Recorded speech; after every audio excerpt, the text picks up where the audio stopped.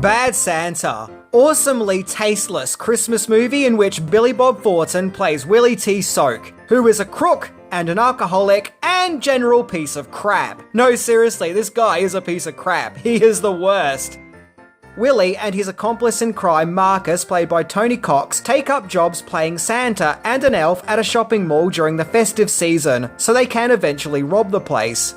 However, Willie meets a young boy called Thurman Merman, who allows Willie to stay at his and his absent-minded grandmother's home, as he believes that Willie is the real Santa. At first, Willie is irritated by Thurman and has no patience for him, but in time Thurman starts to bring out the good in Willie, where he starts to learn from his mistakes and improve his outlook on life, in his own messed up way, in this completely unapologetic, dark and twisted Christmas comedy.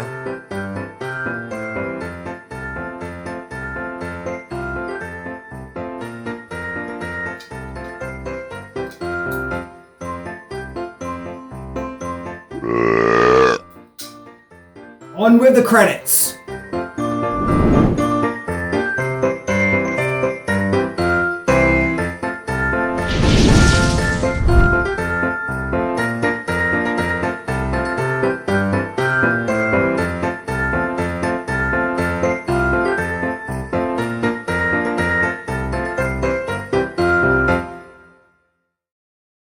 Number 10, Bad Santa was developed by the Coen brothers.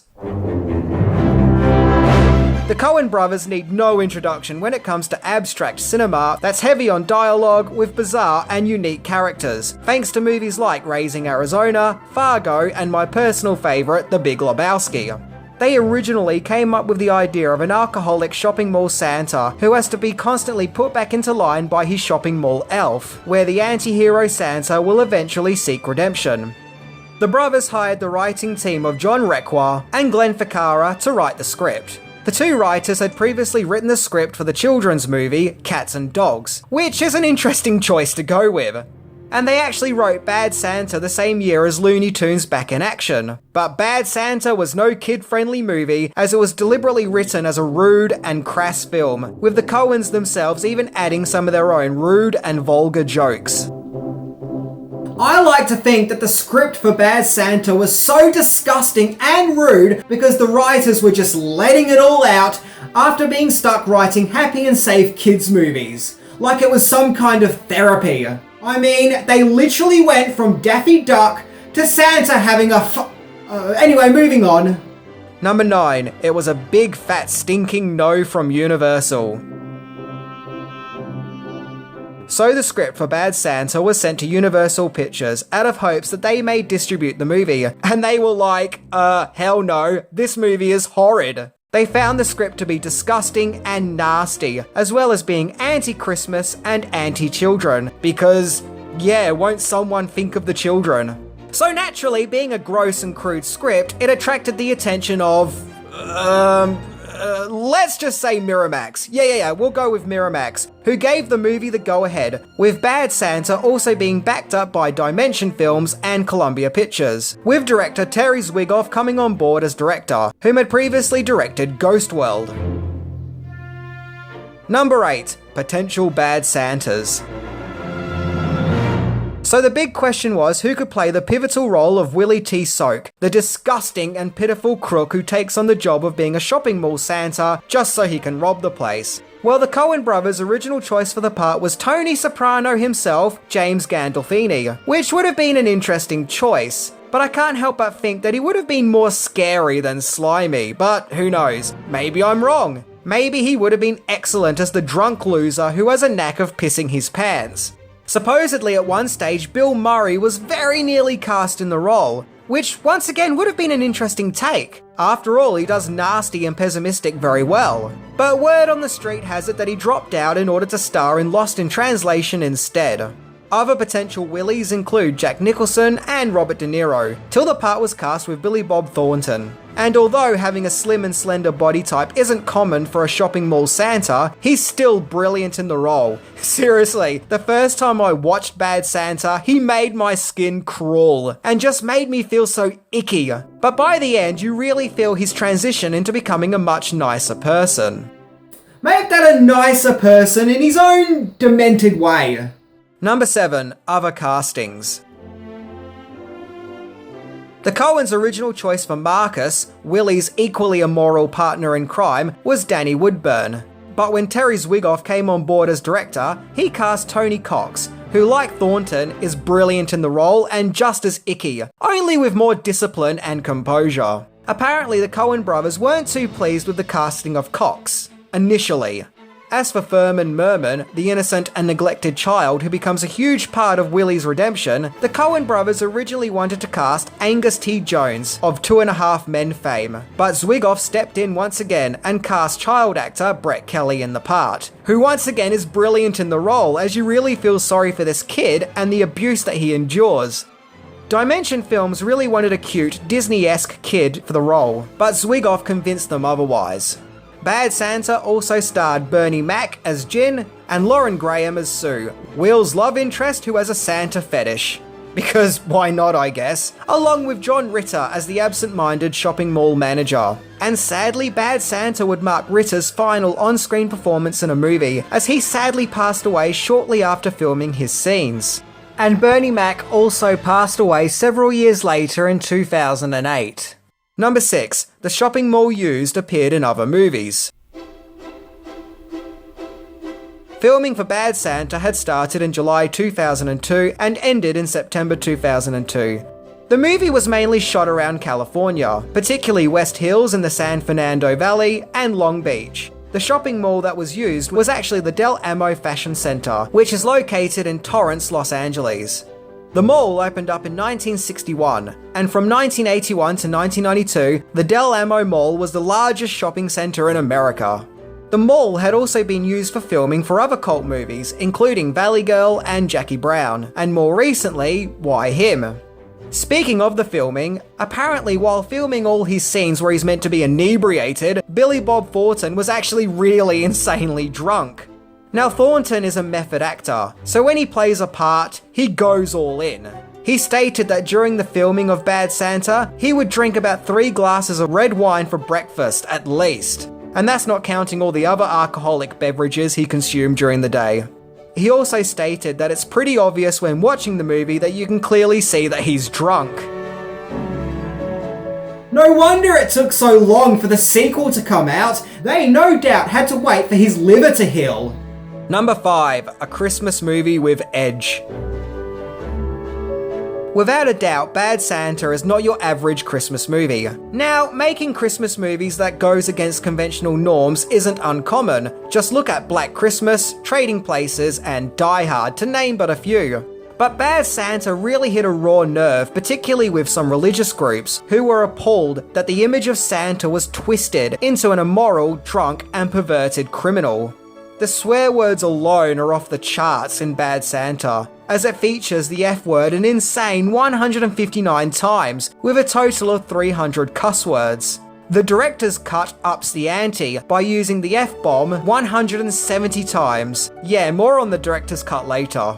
So basically, if you want a nice, happy, warm and cozy Christmas movie, then Bad Santa probably isn't for you, as it doesn't hold back with its festive crudeness. Bad Santa, according to IMDb, was the first movie to be released in Ireland with the then new 16 certificate.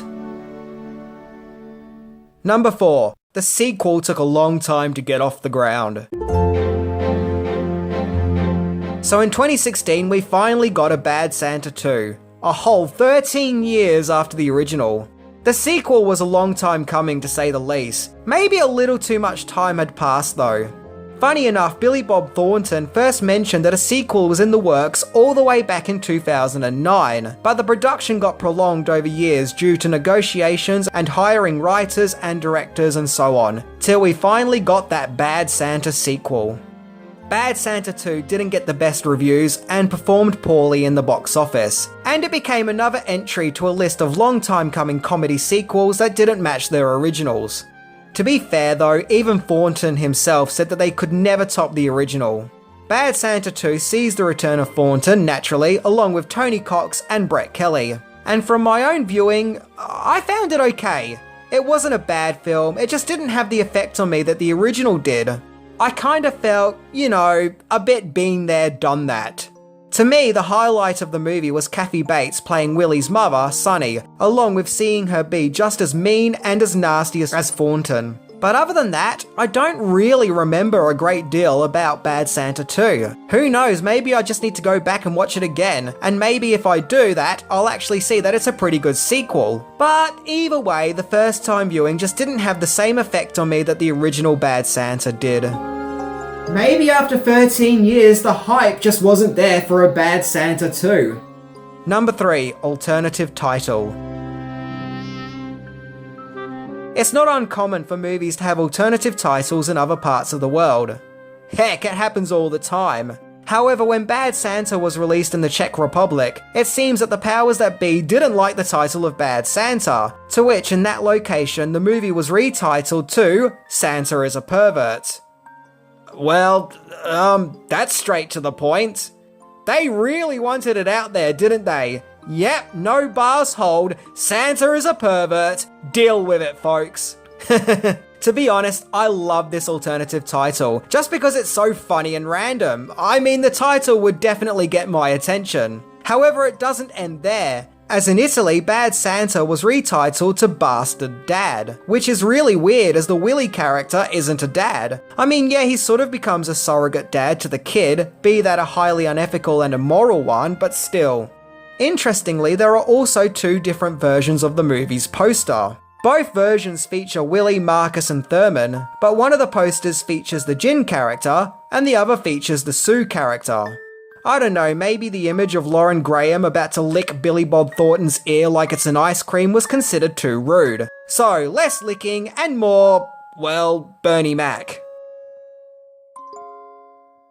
Number 2, there are 3 cuts of Bad Santa. Apparently, the studio got involved with the theatrical cut of Bad Santa and wanted to make changes. According to director Terry Zwigoff, they wanted to make the movie feel more mainstream and Hollywoodized and add more sentimentality. Supposedly, The Hangover and Joker director Todd Phillips came on board to film additional scenes, including scenes involving the Advent calendar and a scene where Willy trains Thurman how to fight so he can take on his bullies. Zwigoff wasn't a fan of this theatrical cut, but he would however go on to release a director's cut, which Zwigoff explains to be faithful to Bad Santa's original script, and thus his preferred version. The studio also put together another alternative cut called Badder Santa, the unrated version, which had no input from Zwigoff whatsoever. So thus far, there are 3 versions of Bad Santa, all of which has scenes and subplots put in and taken out. So yeah, if you decide to watch Bad Santa, it's easier said than done, as you've got 3 versions to choose from. Number 1, Bad Santa Did, okay. Bad Santa was working on a budget of $23 million, and when it was released in November 2003, it would go on to make over $76 million in the box office, bringing in a nice tidy profit, but nothing too spectacular. Bad Santa surprisingly got pretty good reviews from critics, with Roger Ebert awarding it 3.5 stars out of 4, further calling the movie, quote, a demented, twisted and unreasonably funny work of comic kamikaze style. And the Washington Post called it the evil twin of Miracle on 34th Street. I think Bad Santa's popularity grew further with the passing of time. From my own experience, I didn't really notice it when it was released into theatres. It just sort of came and went, but I first became aware of it when it was released on DVD, and it was the same with all my friends too. We suddenly watched this crude Christmas movie and were all talking about it, and we were all kind of blown away with just how delightfully offensive it was, and how it doesn't hold back. And I do believe that in time, it's become more of a mainstream Christmas movie that most movie fans know about.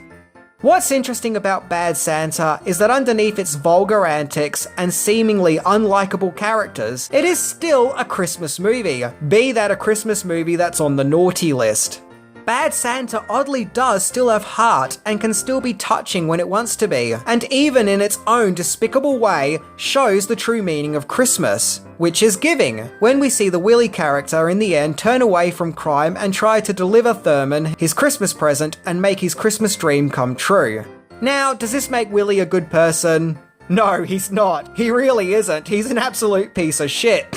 And he is insanely cruel. But the true spirit of Christmas does make him a better person. And there's nothing more Christmassy than that. It shows us that through connecting with Thurman, Willie was able to develop empathy for once in his life and make a Christmas miracle come true for one lonely little boy.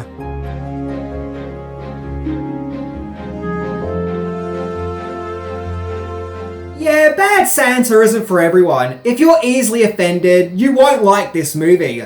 Personally, I love Bad Santa and similar movies that make us offended or uncomfortable, as it makes for good drama. And yes, Willie is a terrible character, but he is still an interesting character. And if we had stories where everyone is nice and good and are perfect people, then to me, that'll just be boring storytelling. So if you want a Christmas movie that breaks all the rules, then watch Bad Santa. Anyway, I'm Minty, and I'm off to figure out which of the 3 versions of Bad Santa I'm gonna watch. See ya! It's not easy doing this show when you have to wear a stupid hat.